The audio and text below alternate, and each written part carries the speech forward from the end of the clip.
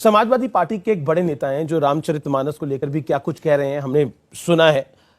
और वो आपके बारे में कहते हैं, वो कहते हैं मैं ऐसे ढोंगी पाखंडियों के पास जाना पसंद नहीं करता। अभी कुछ धर्माचार्यों के ढोंग और पाखंड सामने आए हैं, एक से एक बड़े, और वो ये भी कहते हैं कि आपको तुरंत गिरफ्तार कर लेना चाहिए। अगर हमने, इस देश में कानून है, इस देश में संविधान है, इस देश में नीति है, अगर हमने कोई गुनाह किया है तो गिरफ्तार कर लेना चाहिए, देर ना करें। लेकिन राजनेताओं की बातों पर हमारा कोई कमेंट्स नहीं रहता है, क्योंकि सिर्फ उनके कमेंट्स राजनीतिक रोटियों तक सीमित रहते हैं। इसलिए दो कौड़ी की राजनीति में हम करोड़ों के अध्यात्म को नहीं बढ़ाएं। अगला सवाल मेरा यह है कि क्योंकि देश में राजनीति की बात होती है और आपने 2024 का जिक्र किया था कि अब हम 2024 की तैयारी कर रहे हैं, क्या तैयारी कर रहे हैं 2024? हिंदू राष्ट्र की। और 2024 में चुनाव भी है, नित्य चुनाव है।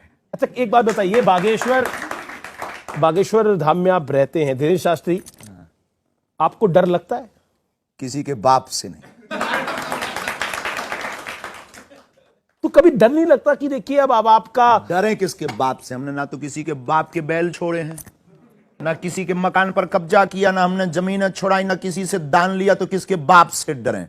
हम बांटने बैठे हैं तो सिर्फ हनुमान जी से डरते हैं, पाप से डरते हैं। हमारे द्वारा कोई ऐसा कृत्य ना हो जाए जिससे धर्म को नीचे देखना पड़े, इससे डर लगता है।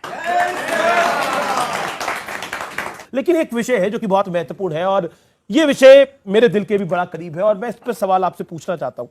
रामचरितमानस को लेकर बहुत सारी बयानबाजी हुई, किसी ने उसको नफरत वाला ग्रंथ कहा, जिसने आपको भी जेल भेजने की बात कही उसने भी उसको नफरत वाला ग्रंथ कहा। मैं स्वामी प्रसाद मौर्य की बात कर रहा हूं, और एक बिहार के मंत्री उन्होंने भी कहा, और किसी ने इसको महिला विरोधी, किसी ने इसको दलित विरोधी कहा। क्या कहते हैं? इस देश में ऐसे लोगों की बात करना ही पाप है।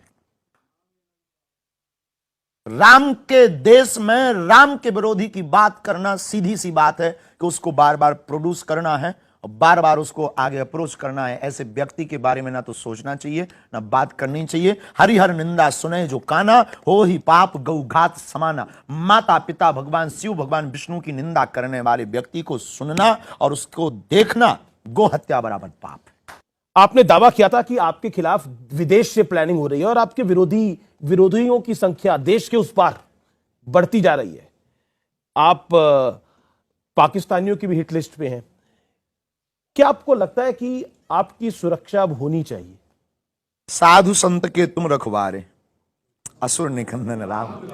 वैसे तो उन्होंने हमें सिक्योरिटी दे रखी है श्री हनुमान जी ने, लेकिन लौकिक व्यवहार में अगर किसी को गर्राट है तो उसके लिए अगर कोई व्यवस्था हो और है तो कोई दोष नहीं है या कोई बुराई नहीं।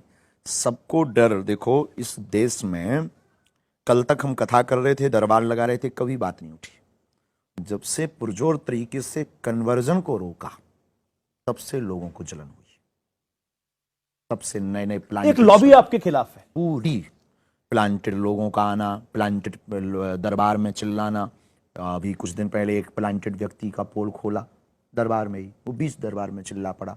धाम पे भी प्लांटेड लोग आना, फिर ये एक छोटा सा विवाद बहुत बड़ा बना देना।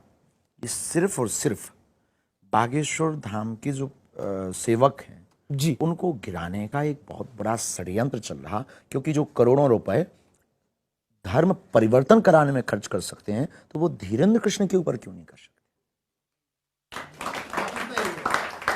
सच्चाई ये है, क्योंकि उन्हें डर है कि उनके मिशन को फेल हम कर। मैं एक सवाल पूछता हूं, आप ईसाइयों के खिलाफ है? बिल्कुल भी नहीं। मुसलमानों के खिलाफ है? बिल्कुल भी नहीं।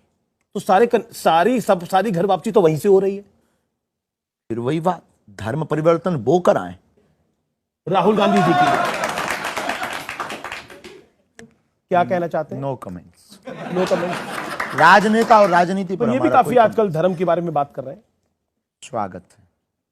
अगली तस्वीर देख लेते हैं किसकी आ रही है। नरेंद्र मोदी और योगी आदित्यनाथ, एक देश के प्रधानमंत्री हैं, एक उत्तर प्रदेश के मुख्यमंत्री हैं।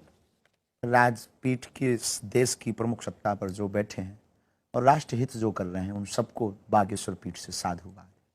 अगली तो कुछ कहना, आप प्रधानमंत्री मोदी जैसा काम कर रहे हैं, उस पर आप कुछ प्रतिक्रिया करना चाहते हैं? योगी आदित्यनाथ कुछ काम कर रहे हैं? किसी पर क्या कहेंगे, जो कर रहे हैं सब हमारे लिए, तो सब जो भी कर रहे हैं